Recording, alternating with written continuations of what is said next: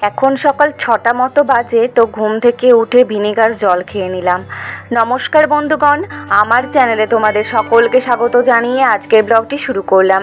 আশা করি সাই বাবার কৃপায় তোমরা সকলেই সুস্থ আছো, ভালো আছো। আমিও খুব ভালো আছি। আমার দ্বারা নির্মিত ব্লগটি পুরো দেখো, ভালো লাগলে লাইক, শেয়ার, সাবস্ক্রাইব করে দিও।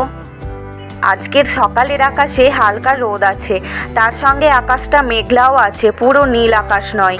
তবে এই মাসের ওয়েদারটা এইরকমই থাকে। সামনেই দুর্গাপুজো, বেশি দেরি নেই। তো আলমারি ভর্তি যেসব জামা কাপড় আছে সেসবগুলো না রোদে দেওয়া হয়, মানে প্রত্যেক বাড়িতেই দেয়। তো আমাদের আর দেওয়া হবে না, যেহেতু সোনার পরীক্ষা 20 তারিখ সেপ্টেম্বর থেকে শুরু হচ্ছে। তো সেই জন্য পড়াতেই ব্যস্ত থাকবো, রোদ্রে দেওয়া হবে না। আরেক বছরও দেওয়া হয়নি পরীক্ষার জন্য, আর বাড়িতেও যেতে পারবো না। সোনা, প্রিয়ম ওদের দুই ভাইকে স্কুলে রেখে চলে এসেছি। সকালে খাওয়ার আগে যা ওষুধ আছে খেয়ে নিয়েছি, এখন ব্রেকফাস্ট বানাচ্ছি। ডিয়ার হাজব্যান্ডের বকুনি শুনে যে সবজি আমি খেতে ভালোবাসি না সেটাই খেতে হচ্ছে। আজকে এগ ভুজিয়াটি বানাচ্ছি কুঁদরি দিয়ে। কুঁদরো নাকি কুঁদরি যে যেমন পারে বলে, যাই হোক পটলের মতো দেখতে কিছুটা। আমি পটলটাই তো খেতে গিয়ে বাজে ফিল করি, তার উপরে এই কুঁদরি। ডিয়ার হাজব্যান্ড এমন বকুনি দিয়েছে, খেতেই হচ্ছে। আমি বিয়ের আগে অনেক সবজি খাবার খেতাম না, ওর সঙ্গে বিয়ে হলে ওর বকুনি খেয়ে এখন অনেক খাবার খেতে শিখেছি। অবশ্য ও আমার ভালোর জন্যই বকে এগুলো আমাকে খাওয়া শিখিয়েছে।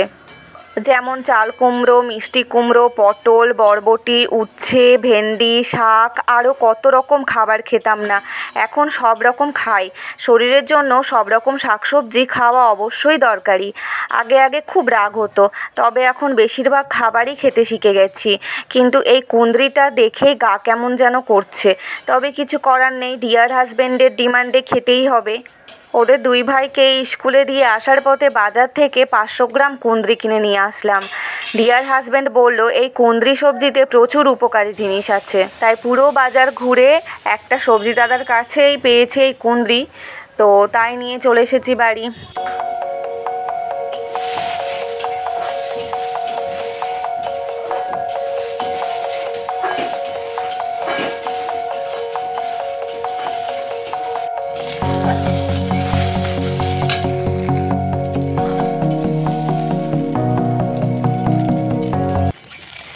কুঁদরিটা দেখলেই তো কুচি করে দিয়েছি, তার সঙ্গে অ্যাড আছে ক্যাপসিকাম আর পিঙ্ক সল্ট দিয়ে এগ ভুজিয়াটা কমপ্লিট হয়ে এসেছে, এবার নামাবো।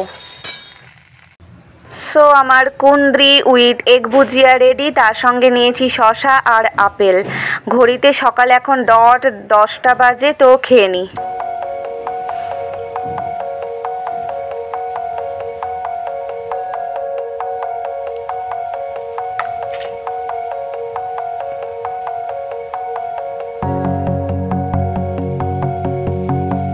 খেয়ে দেখলাম কুঁদরি দিয়ে ভুজিয়া খেতে খারাপ লাগলো না, ভালোই লাগলো, খাওয়া যেতেই পারে।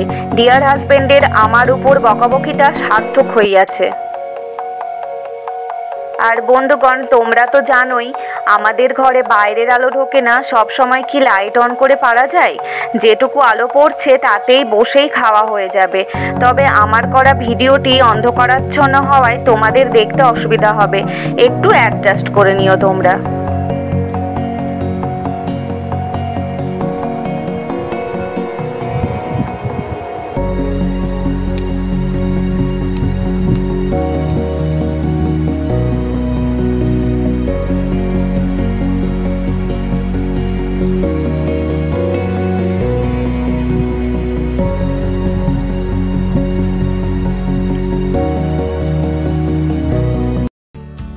ব্রেকফাস্ট কমপ্লিট করে ঘরের কাজে হাত দিয়েছি।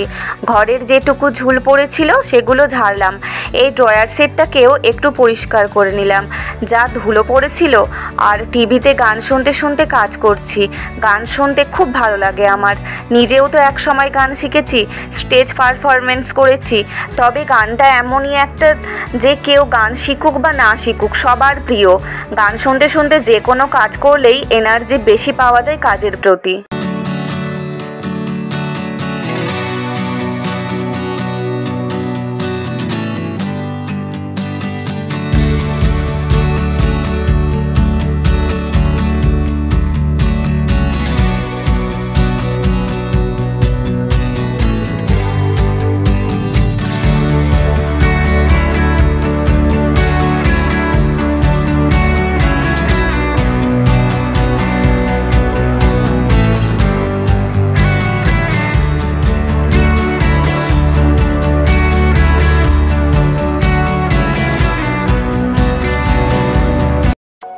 তো বন্ধুগণ, এই দেখো ড্রয়ার সেটটাকে ক্লিন করে চকচকে বানিয়ে দিয়ে জায়গার জিনিস জায়গায় রেখে দিলাম।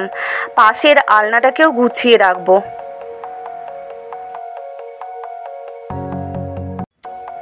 বাজার থেকে ব্রাহ্মী শাকও এনেছিলাম, তো সেটাই এখন বেছে রাখলাম। মেজো বোন যখন রান্না করার করে নেবে।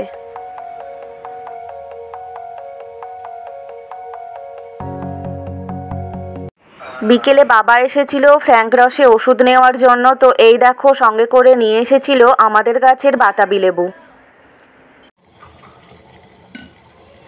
সোনা প্রিয়ম স্কুল থেকে এলো কিছুক্ষণ আগেই, সোনাকে ভাত খাইয়ে দিলাম। তো বিকেল এখন 4:10 মতো বাজে।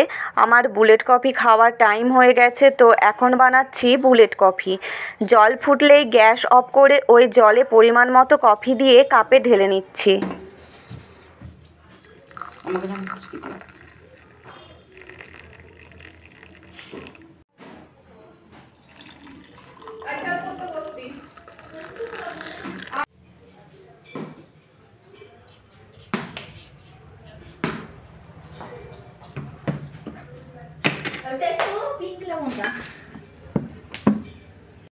আর এই দেখো এটা হচ্ছে কোকোনাট অয়েল, তার পাশে হচ্ছে ভাগীরথী ঘি। তো আমার সঙ্গে মেজো বোনও বুলেট কফি খায়, তো এই দেখো কফিতে 1 চামচ করে ঘি অ্যাড করে নিলাম।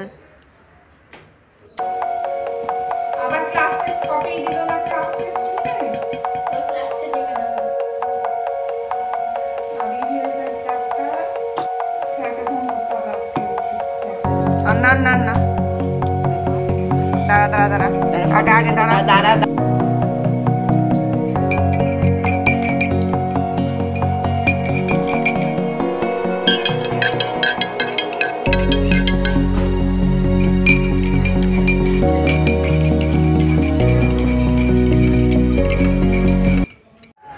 আমার কফির কাপে 1 চামচ মতো কোকোনাট অয়েল অ্যাড করলাম।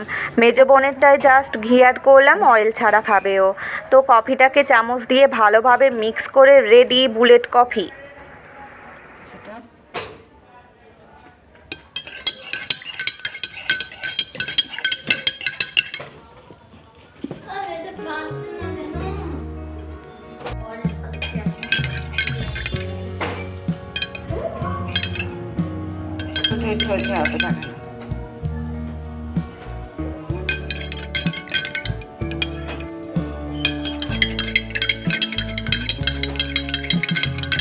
দেখানে সব করছে। বন্ধুগণ, আজকের আমার বোরিং ব্লগটি যদি তোমাদের ভালো লাগে তবে অবশ্যই কমেন্ট করে জানিও। তোমরা সকলেই সুস্থ থেকো, ভালো থেকো, নিজেদের শরীরের যত্ন নিও, অলওয়েজ হ্যাপি থেকো। আজকের মতো টাটা, বাই বাই।